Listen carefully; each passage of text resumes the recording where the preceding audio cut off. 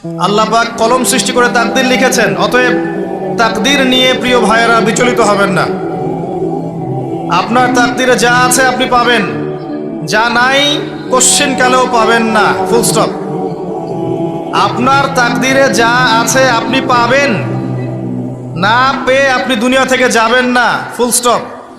আর আপনার তাকদীরে যা নাই সারা দুনিয়ার মানুষ মিলে আপনাকে দিতে পারবে না। এই চিন্তাটা আগে মাথার মধ্যে সেট করেন।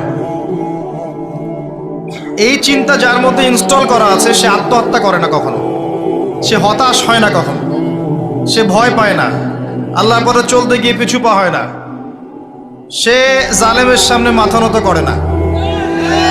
যার মাথায় এই চিন্তা আছে যে আল্লাহ যা লিখেছেন এটা হবে, যা লিখেন নাই সারা দুনিয়ার মানুষ মিলে সেটা হবে না, সিম্পল। এর মধ্যে আল্লাহ পাক পরীক্ষায় ফেলবেন, ওই বিষয়টা ডিফারেন্ট। আমি অবশ্যই তোমাদেরকে পরীক্ষা করব ভয় দিয়ে, ক্ষুধা দিয়ে, সন্তানের ইন্তেকাল দিয়ে, ফসলের ক্ষতি দিয়ে, সম্পদের ক্ষতি দিয়ে আমি পরীক্ষা করব। কিন্তু যারা সবর করবে এবং যারা এই কনসেপ্ট রাখবে ইন্না লিল্লাহি ওয়া ইন্না ইলাইহি রাজিউন, এদেরকে আল্লাহ পাক প্রশংসা করেছেন, ইনশাআল্লাহ এরা সফল হবে।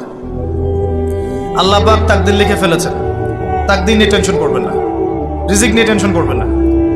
এখনকার যুব সমাজের সবচেয়ে বড় টেনশন রিজিক। একটা জব,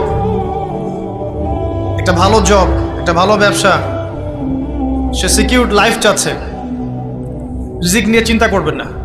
আপনার কাছে যে রিজিক আছে এটা আপনার কাছে আসবেই ইনশাআল্লাহ। হয়তো সময় লাগছে কিন্তু আপনার কাছে আসবে ইনশাআল্লাহ তাআলা। আপনি হালালের উপর থাকবেন, ন্যায়ের উপর থাকবেন। আপনি অন্যায় পথে রিজিক সার্চ করবেন না। আপনার তাকদীরে যে